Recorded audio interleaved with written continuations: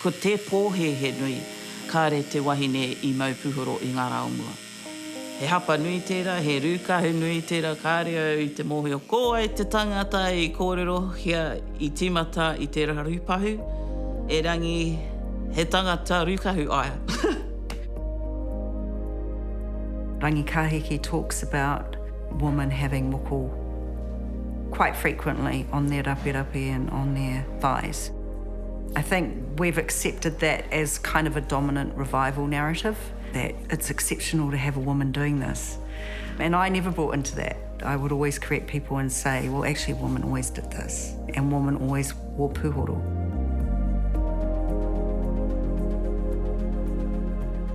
I ngā kōrero kua kōrero hia, e etahi ki au, pōhehe au matatāne nahi tēnei puhoro. Ko tāku ki a rātou, no. E nā hoki atu koe ki ngā pukapuka kōrero ki o iwi, kai roto tonu ngā kurahuna I reira.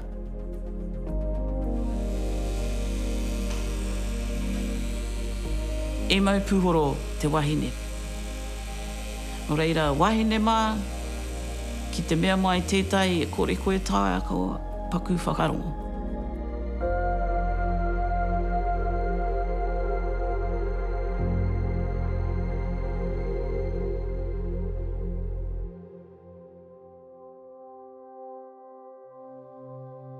Taku ingoa ko Anikaro Harawira no ngā whāruarua o te hiku o te ika, te aupauri, te raroa me te whare tapu o ngā puhi. Te kautau a hau e mahi ana hei ringa tā, hei ringa whau I te moko. Te moko rite anō ki te whakaero he ko puputatai, ko te reo tuatahi o te Māori. Mua anō I te kupu, ko tō mātou reo, ko te reo toe. Te reo moko, ko te reo whakaero. Ka mutu mātou o te tai tokerau I noho pohara ki roto I te ao moko, mō ngā tau, mō ngā rautau. Ki te haere mai koe ki te nota, toru noi ho ngā marae, ka kitea koe he whare whakaero. No reiro mō mātou ki te ako I te moko, I te whakaero o te nota, he toru noi ho ngā tauira. No reira atu I tērā, ko tā mātou, he wāhi timata, he wāhi whakarauoroa I etahi tohu hou e pāna ki te taiao, e pāna ki ngā hitori o te kāinga. Ko taku tino hihia kia whakahokia mai te moko ki te kāinga. Kaua ko te moko nahe, e rangi ko te moko kanohi, te puhoro wene mea katoa. Ki roto I a mātou o te nota, I ako au, ko te pūhoro mō tētahi momo tangata nahe, kaua mō te katoa. Te pūhoro mō ngā toa. Ki roto I aku akoranga, te pūhoro, ko te tohu I raro I te waka.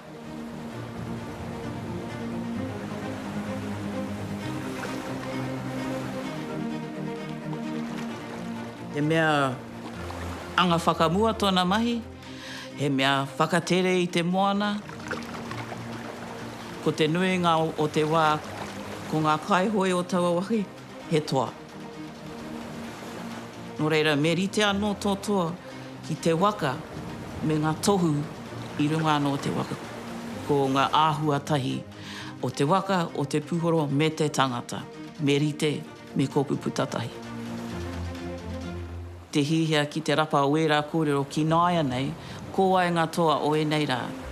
He kai kōrero mo te iwia pia, he politician pia, rānei ko te wahine, ko te tāne rānei, e trai wana e ngā mokopuna ki te kura I ara. Kia au he toa tērā, hara I te tangata noiho katukuna ki te pakanga. Ko te toa, he tangata mo te iwi. Ko te toa, he tangata ka whakahokia mai ngā hua mo te iwi.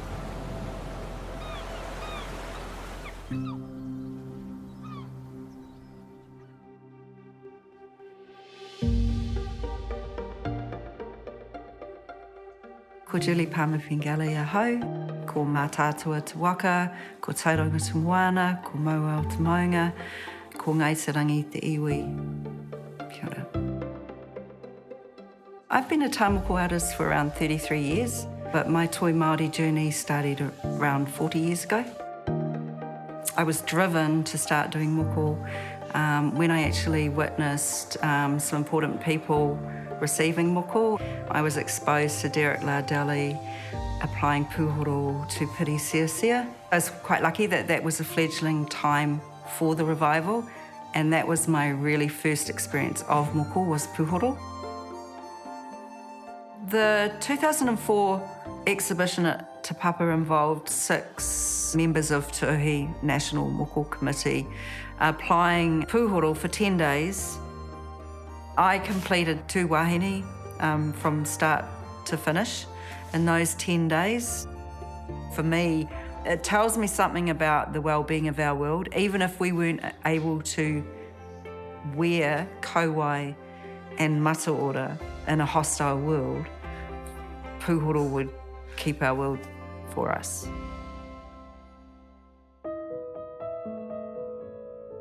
Often for me, I moved between conversations that were for me and ones that weren't. And I was quite used to those conversations not involving women. I didn't always get support being a wahine in that, you know, as a practitioner. But, you know, I had to be brave enough to challenge them on behalf of other women. E mau puhoro te wahine. Mātua mai ngā wahine o Ngāti Tarawhai. Me te mea tētahi tupuna matua e mau i te puhoro ko tāna ingoa, ko tāu i te kurei. Tino wahine ki roto o Te Arawa. Kua kite i roto i ngā kōrero, i roto i ngā moa teatea, e hāngai ana ki tēnei wahine, e mau puhoro. E hia ngā tau ki muri i titongia e nei waiata, no reira, kei roto i ngā kupu o waua moa teatea, te ia o e rā kōrero, kei roto i ngā whakaero o whangarā i runga i te tūpuna o hamoterangi ngā kōrero. Ko ea te pō he nui. No reira, wahine mā, ki te mea mai tētai, e kore koe tāia ko paku whakarongo.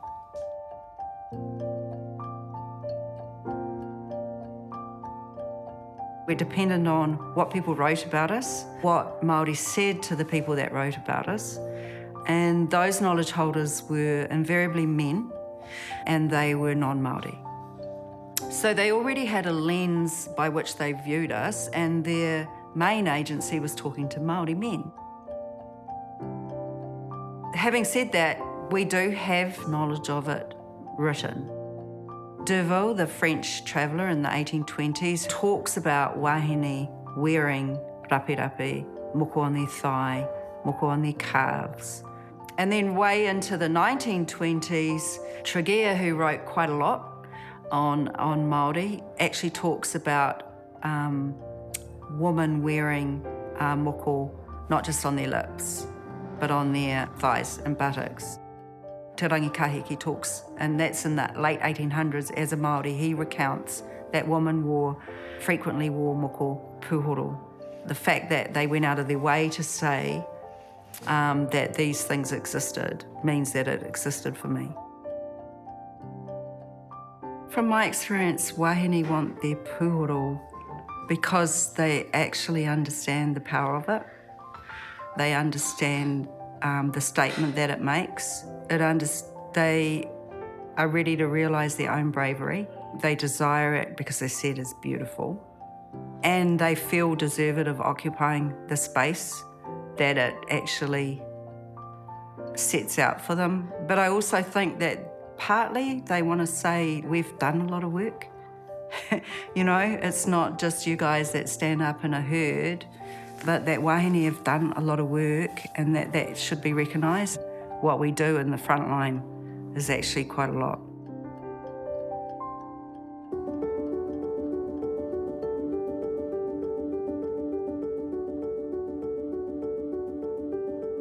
Ngā wahine Māori o enei rā herere ki e. Ki te hoki koe ki ngā tau pia 50-40, e kore koe e ka kite i te wahine hi e te mau kauai puhoro rānei. Te wahine Māori o enei rā ko tāna he whakapiki, he whai haere e tēnā ara, e Māori ake nei te momo o tēnei wahine. Hara i te mea ko ngā tāne nahe wa mātou toa i nei rā. I te nuinga, ko ngā wahine, kei mua i te aroaro. Ko kiri tapu tērā. Kia ora, the sister. Morena. Morena. Tai ora mai. Oh, whai ana.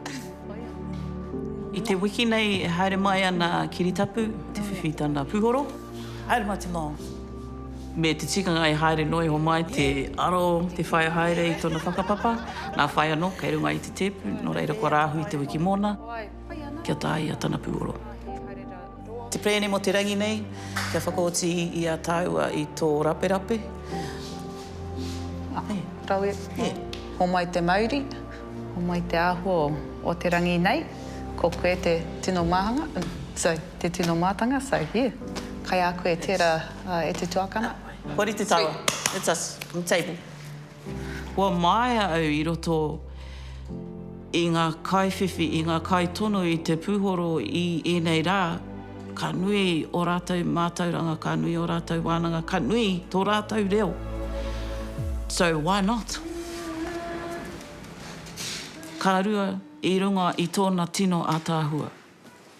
Ka pōhe te tangata ko te pūhoro mo te tangata nahenai, whakarākei i te tangata nahenai, e rangi ka kite kui te pūhoro i runga i te waine, he ātāhua. He rereke tōna ātāhua, gito te tāne. Ka mutu, he wāhi whakapiki te Māori me te mana o te toa o tēnei wahine. You look pretty good on you, bro. Oh, I don't know, bro. Wait till I get my big full Nundy ducks back on. Ai pirangia e te whiwhi pūhoro take, he nui ngā au taea kua kaupare e au. Ka nui taku, I've had a wild ride. And kua kaupare au i te pauri, kua kaupare au i te he. Yeah. Hei te wāhi whakaaro e mo taku potiki. And me pono au I mua I tona matenga. Hihi aia te mau pūhoro. So nā whai anō, he wāhi honora I aia hoki. I a tāua, me tataua hononga. Ka mutu atu I tērā, whakapono anau. Kua rite au, ka rua, I also believe I've entered. Hara te mea e mea anau he toa o taku iwi. Hara te mea e mea anau he toa ahau. E rangi e mōhi anau kua toa ahau I roto I aku wero katoa. E kore taia te tahi atu o te kupu a te tahi atu, te whakaai mai, ko au nahe te tangata mea, ka taia te mea atu, ka taia.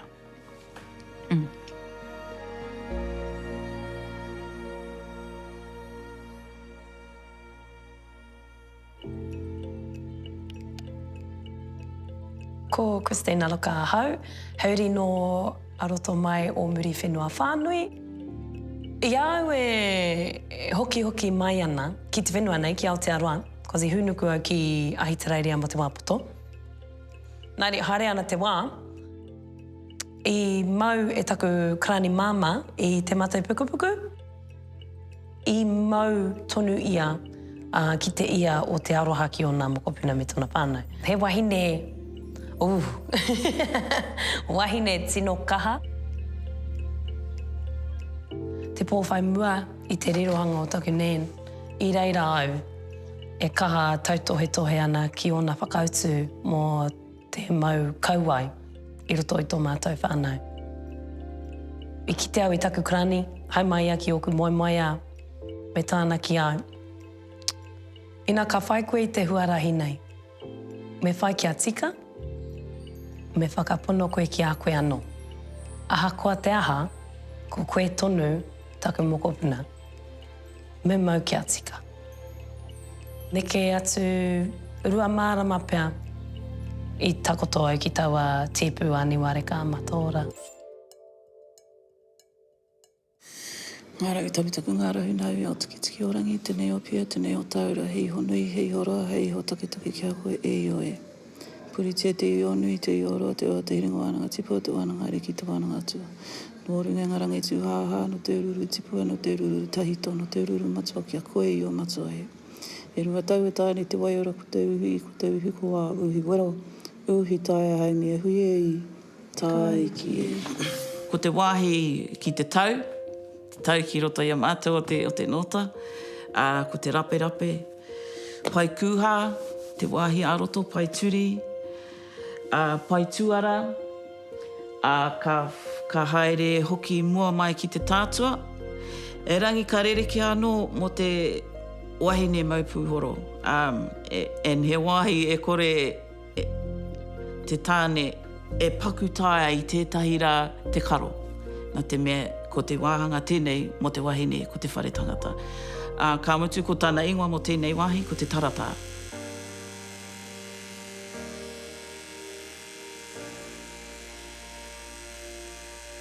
He rereke ngā āhuatanga o te pūhoro wahine ki tō te pūhoro tāne, take mātua mai, he rereke te ira tāne ki tō te ira wahine.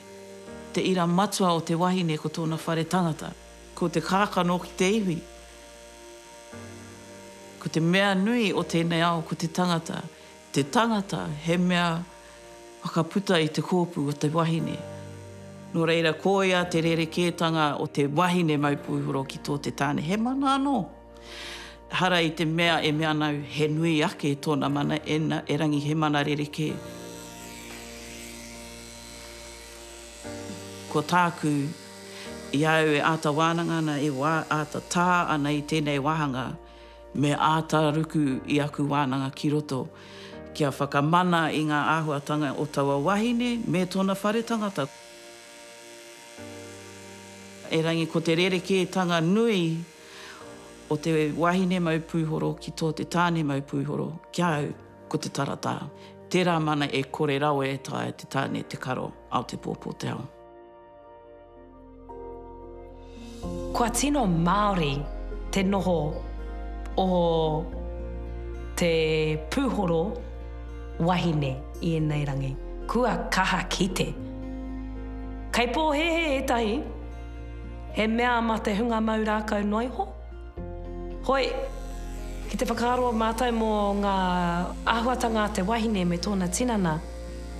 Hoki atu ki a hine nui te pō, ki a kurawaka I a papatuanuku, ko mātou ke te hunga wahine ngā kaitiaki o te ao wairua ki tā te ao kiko. Nē, shinge.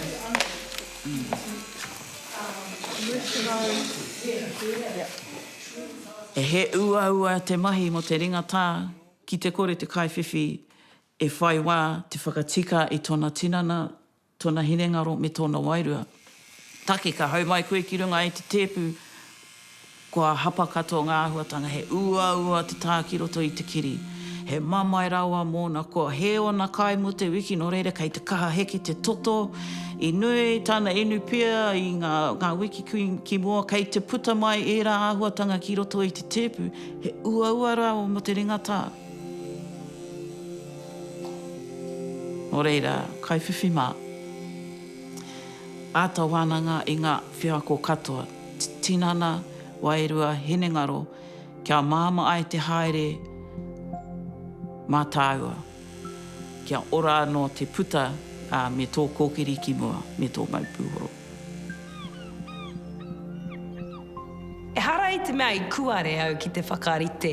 Te mōhio ki te momo o tēnei āhuatanga. Nā reira, ina hoki ana au ki taua wiki tonu, ka mōhio me mau tōkena. Ngā mea atinana nei, te ao kiko nei. Me mau tōkena, me kai, inu wai Māori, kia kaha te wānanga me tō kai tuhi, tō kai tā. E hara i te mea me tino noho koe ki raro henga mō te roanga o te wiki. He pai noa te hoki mai ki te ao kiko, hoki atu ki te ao wairua me e rātu momo mea. Heoi ko te mea nui ki au nai nei. Me haere rite koe me o whakaaro tika. Me rite pai o whakaaro. Tā te mea ki te kore te hinengaro me te ngākau e hono tahi ana ka hanga he te wiki mō te roanga o tō takoto. Tana me tūwhera te ngākau ki ngā tūmomo āhuatanga ka puta mai a koe takoto ana. Tūwhera te hinengaro, whakataki taku karakia e rā momo me hei hāwhina i te rātaha ou. Heoi ko te mea nui, kia rite ngātahi te hinengaro me te ngākau. Ki te mea mai te tangata e kore e mai kei te rūkau rātou. Nō reira, me ruku te kaiwhiwhi.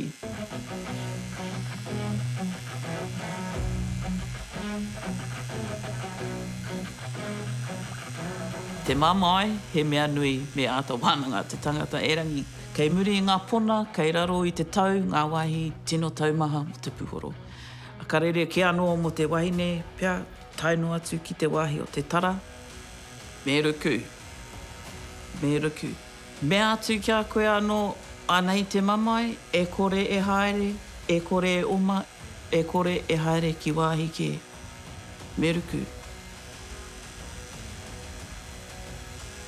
Te wahine ki te tāne. He rereke, e rangi me pono au, kua maia ake ngā māma ki tō ngā kaiwhiwhi katoa. Take kua puta ke i a rātou tērā mama, e kore tae te tangata. Kare anō kia whānau pēpi, te karo. Hara i te mea e mea nā he ua ake mō ngā tāne, e rangi he māma ake mō ngā wahine, kua para i te rahuarahi, kua whānau pēpi. Ko ngā māma ngā tino toa whakaihu waka ki te taho o te mamai mo te maumoko.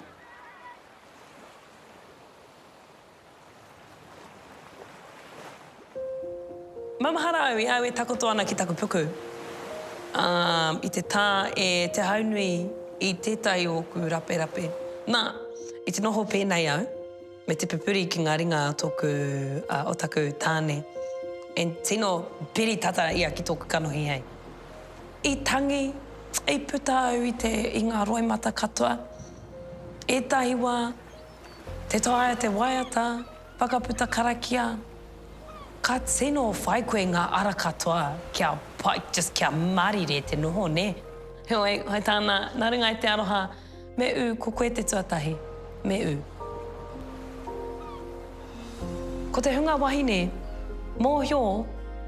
hunga mōhio ki te whakaputa kare aroto i te tuatahi.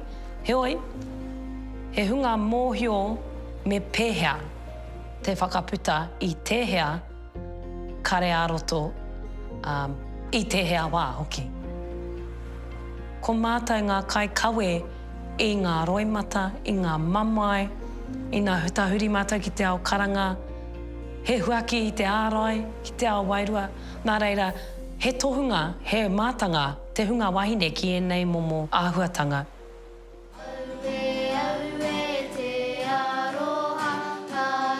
Taku whaenga matua mo tērā wiki ko te waiata, ko te karakia, ko te mōtia te ngā mea ka tino kawe i te mauri o te kaiwhiwhi ki wāhi ke. Ko wērā karakia hoki ngā mea ka whakahoki mai rātou. I tērā wāhi. Kia pai tō tira tautoko, kaua mau mai i o hoa kuare. Mau mai i o hoa tautoko i tō Māori. Mau mai o hoa tautoko i tō wairua. Kaua i tō ego, i tō image, nahi mo te gram. Mauria mai o hoa kakaue i a koe mo tērā wiki. Ai, i mua te whiwhinga i tōku pūhoro. I reira tonu te pauri, i raro tonu tōku whānau i taua kapua. I te pupuri tonu au, I oku ake roi mata, I tōna mata ki oku mahara. Tērā pia, I waiho au ma te ngira o te pūra, hei whakaputa I te mamai. Nā, hanga haere kuare atu au I te rangi tuatai. Kai te, tā noiho, kai te pai timata kia ngāwari kia māma. Nā, haere ana te wā, rangi tuarua, I rongo au, rangi tua toru tua wha, puta mai ngā roi mata tuatahi. Ki ia wāhanga o oku kuha, I mahara au ki tētahi wā I kite au I taku nana.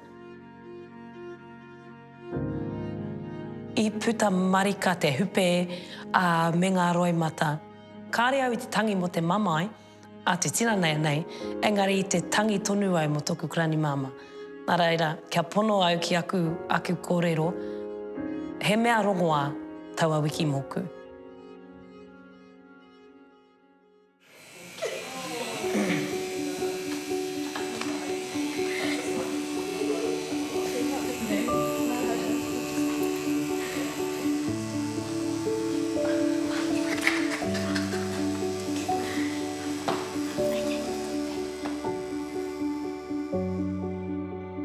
Wahine mā, koutou e hihi ana te mau puhoro, me maia I roto I a koe. Me maia I roto I o whakaaro, me maia I roto I tō hihia ki te mau puhoro, e rangi me maia hoki I tō whakautu I te tangata ka wero mai ki a koe. Me maia. Tipu au me ngā wahine, nui te mana, no reira, ki te hara mai te tahi ki au, ka tai au te tū. I roto I taku ira wahine. Maia ake nei. Kupu ake ki te hunga wahine nei, ki tā te hunga hiahia rai nei. Me u.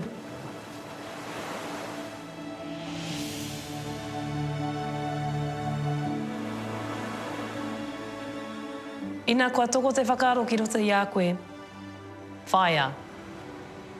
Kaua e karore haere I tēnei whakaaro. Whaia rangahaua kia tika rapua he hoa kōrero māu, kia mauri tau tō ngākau ki tēnei momo. Whaia kia tika, whakamaua kia tina.